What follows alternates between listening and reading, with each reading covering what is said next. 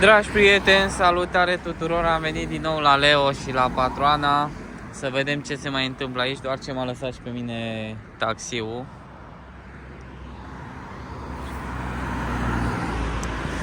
Și acum o să trecem strada, este puțin cam aglomerat, să vedem ce o să fac, ce face Leo și cu Patroana.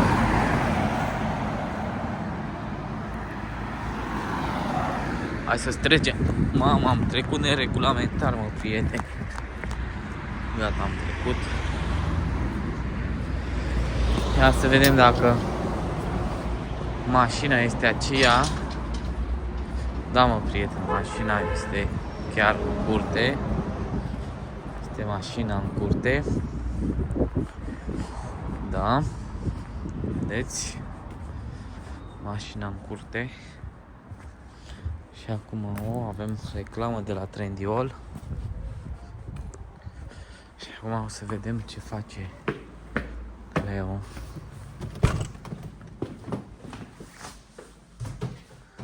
Patroană! Unde ești?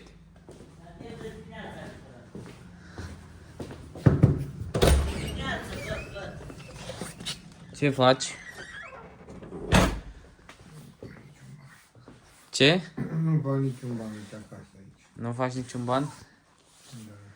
Da, uite, am venit și eu aici la voi să văd ce faceți. Cum o duceți. Da, mă, prieteni. Ce facem cu mama mea, cu Olga? O lăsăm acolo, la mâna destinului? Lasă acolo. Păi? Acolo trăiește bine. Trăiește bine. Am înțeles. Ai înțeles tot. Da, mă, prieten, dar oricum este mare problemă. Chiar m-a sunat un prieten de familie astăzi să-mi spună mai multe despre această problemă. Pentru că este în Germania, la Nuremberg. Este cu diamant, dar vă dați seama, ea, nu știu, părerea mea este că pentru că nu are un loc de alei să stea și ea liniștită, a făcut oarecum anumite compromisuri și l-a luat înapoi pe diamant din cauza asta, că știți prea bine situația de aici, de la noi, de la Strehaia, toată lumea ceartă, scandaluri și ea ce să facă și ea, constrânsă de situație, a zis că poate este mai bine acolo. Nu știu, asta este, mă, prieten, pentru că atunci când nu se face dreptate, oamenii, cineva trebuie să sufere și în cazul ăsta este Olga. Pentru că nu i s-a făcut dreptate cu casa, cu Tommy și așa mai departe. Dar nu mai vreau să mai intrăm în marele scandal, că oricum nu o să ajungem niciodată la ceva concret să facem noi dreptate, pentru că este doar un vis de-al nostru. Înțelegeți? Ăsta este adevărul. Da, mă, prieteni, acum hai să vedem ce face Patroana. Hai să vedem ce face Patroana. Patroană, ce faci? Hai, vină la bucătărie să vorbim. Ai făcut vlog? Am făcut jumate la sornea, jumate. Da, mă, prieteni. Ce să faceți, mă, prieteni? Și Patroana aici, îmi pare rău de ea, e singură, își gătește aici și lui Leo. N-are niciun ajutor.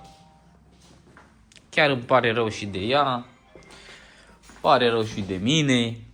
Da, n-am cu ce să o ajut. Da. Nici pe ea și pe Leo. Ia uitați, prieteni, mașina stă acolo parcată. Nu ne ducem niciunde. Dar n-am eu cât.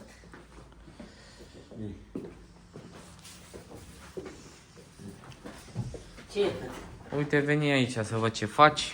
Băi, că te pusei la sornea de azi dimineața, cât e ceasul acum? E 3, cât e? E 4:30.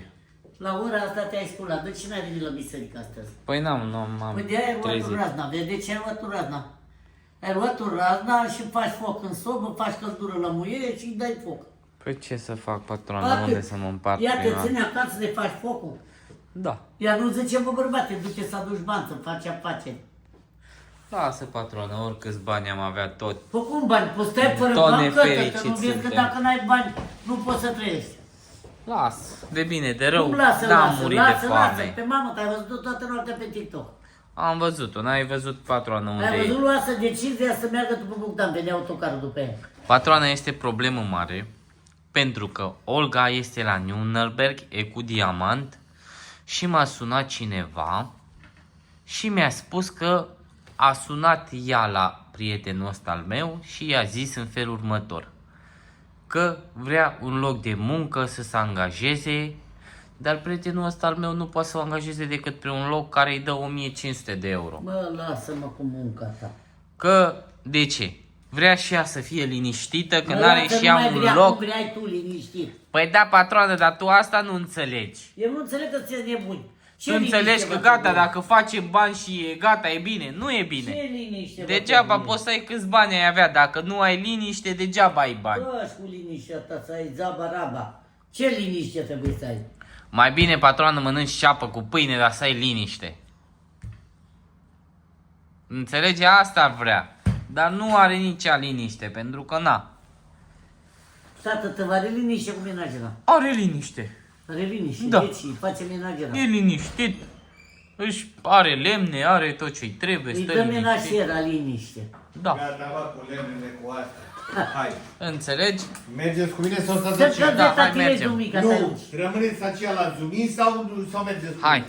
mine? Lasă vlogul, închide vlogul dacă mergi cu mine. Gata, Nu mai prietenii. Hai. Închidem Nu mai vlogul. mănânc. Prieteni, revenim mai târziu. Păi de ce? Mă? Gata, mă, prieteni, am terminat și noi aici cu munca la patroana și la Leo. Și acum mergem și noi cu o altă muncă. Avem altceva de făcut. Este ceasul 19.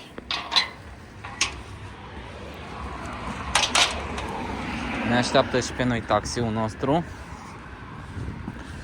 Și acum o să mai vorbim și noi de ale noastre. Bineînțeles, dacă nu le spun la sfârșit. Am revenit, dragi prieteni, și noi de la noi de acasă.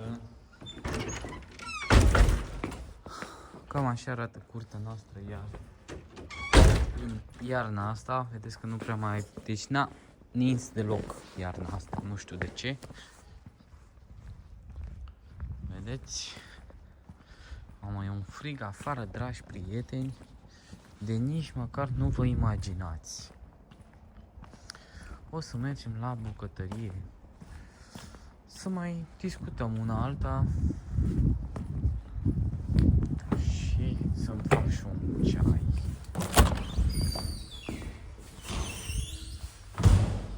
Da.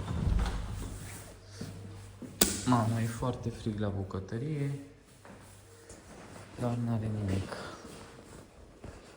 O să pun prieteni și acum o să vă povestesc ce am făcut eu astăzi. Deci, astăzi am fost la patroana, acolo unde am mers cu Leo la sora lui patroana, la Stella, și am stat acolo o perioadă destul de lungă, cam vreo 2 ore, după care am mers înapoi și după aceea am venit acasă. Lucru care n-am mai filmat pentru că filma Leo și cu patroana și dacă filmează ei n-are rost să mai filmez și eu. Nu vreau să plictisesc publicul pentru că același public care se uită și la noi, la mine, se uită și la ei.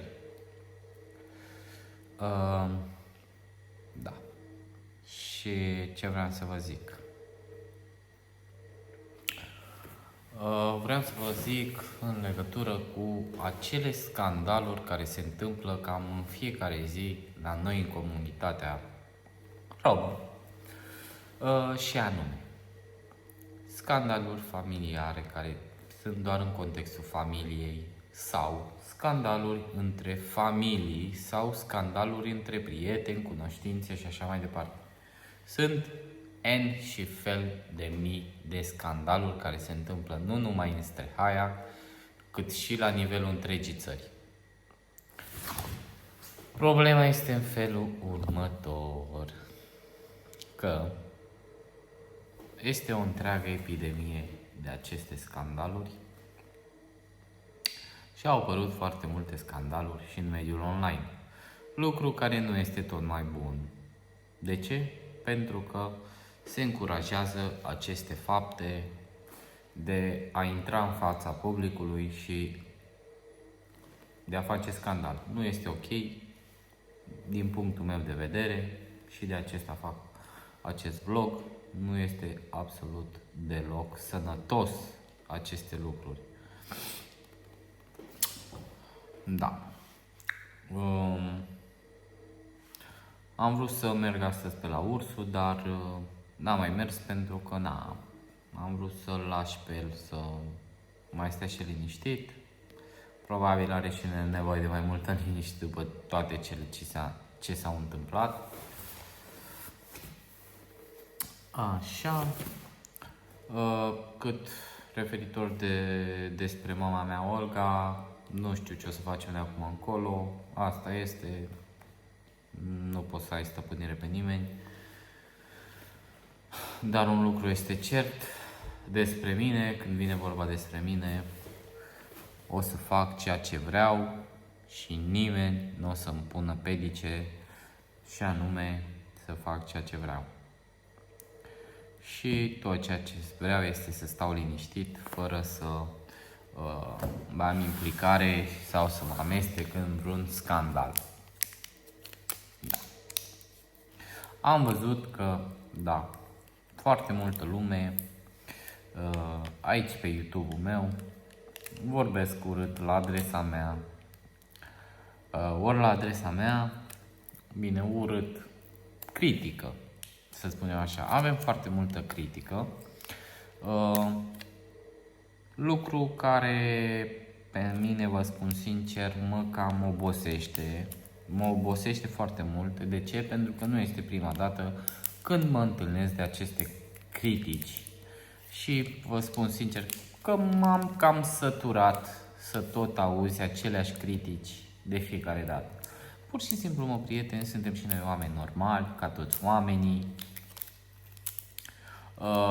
Hai să vă spun ceva. Nu există oameni perfecți. Niciodată. Un singur om a fost perfect și el a fost Iisus Hristos. Înțelegeți? Cam despre asta este vorba, mă, prieteni, în viață. Dacă căutați perfecțiunea, nu o să o credeți. O să fie doar ceva, ca un fel de iluzie optică și o să fie mai mult realitatea filtrată prin această iluzie. Dar eu v-am spus ce am avut de spus și cam atât. Prieteni, cam atât a fost vlogul de astăzi. Mulțumesc că m-ați urmărit. Bineînțeles că mâine o să vedem ce o să mai filmăm, pentru că astăzi nu prea s-au întâmplat foarte multe, fiind și o zi de duminică. Eu v-am lăsat. Vă doresc tot binele din lume pe data viitoare. Da, și nu știu sigur, dar cred că luni seara o să facem și un live. Rămâneți cu noi. La revedere!